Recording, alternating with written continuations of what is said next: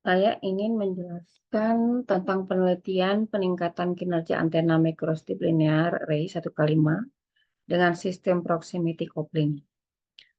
Tim ini terdiri dari 3 orang, dua dosen dan 1 praktisi dari BRIN. Pertama saya sendiri, Imelda Ulfistalis Simanjuntak dan Pak Lukman Medrevin Silalahi dari UMB.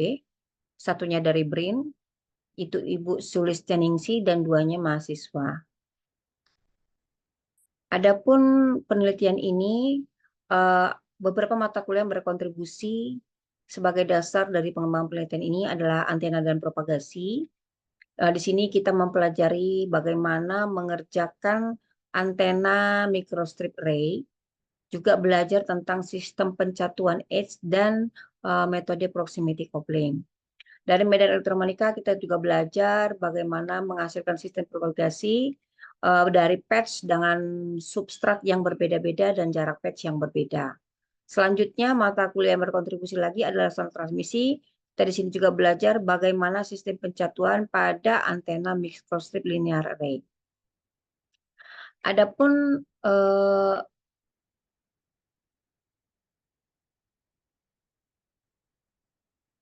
adapun antena yang dikembangkan adalah berikut. Antena yang eh, 5 patch dicatu dengan edge, ya artinya dia cuma ujung ke ujung. Pertama, penelitian sebelumnya saya sudah melakukan dengan jarak yang sama, yaitu lambda per 2, dengan substrat yang sama FR4. Ini proximity clipping ya, jadi dia patch substrat 1, baru feed dari feed kedua, baru substrat kedua. Beginilah gambar tampak dari depan menggunakan software HFSS. Selanjutnya, pada penelitian ini dilakukan 3 skenario pengujian karena fokusnya ingin melihat bagaimana efek 2 substrat yang berbeda dengan 3 skenario jarak, yaitu lambda per 2, lambda per 4, atau mix antara lambda 2 dan per 4, yang mana 5 substrat tersebut adalah Fr4, udara, tembaga, kaca, vakum, dan Roger ya. Ada 6 varian di sini.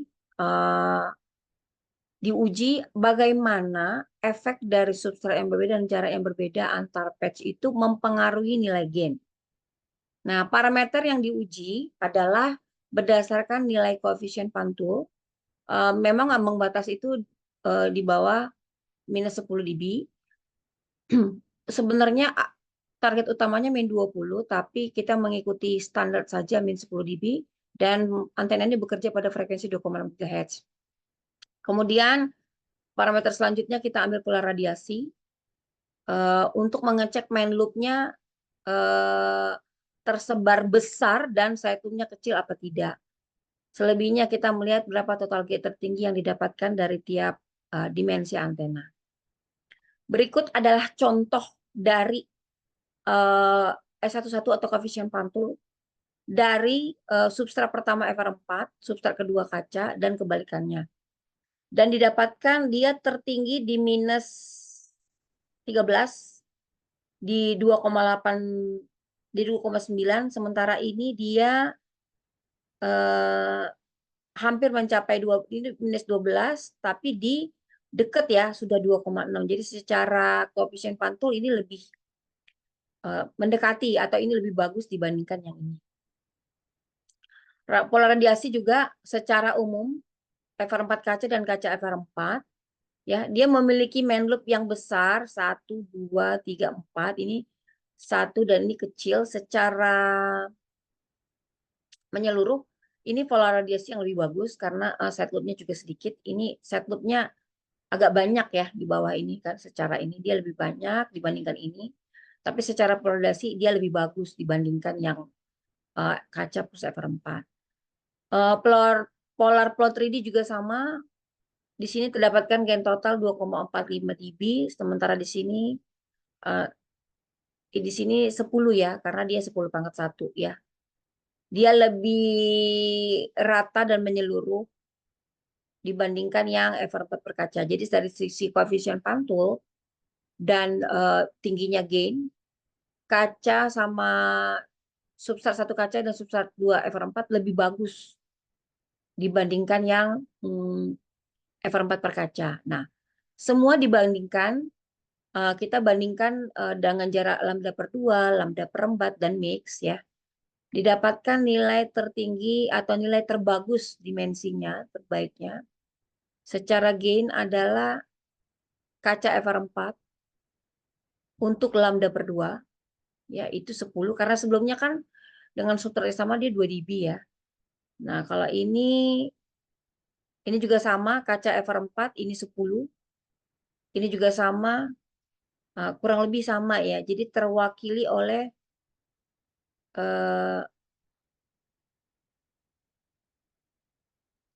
jadi formasi yang bagus itu Roger FR4, kaca FR4 kaca, dan tapi kalau untuk kondisi si lamp mix dia dimenangkan oleh si kaca FR4 sama Roger FR4. Jadi secara all kaca FR4 itu lebih bagus dari sisi jarak lambda per 2 maupun mix dibandingkan ke semua skenario yang kita pasang untuk terhadap performansi nilai gainnya.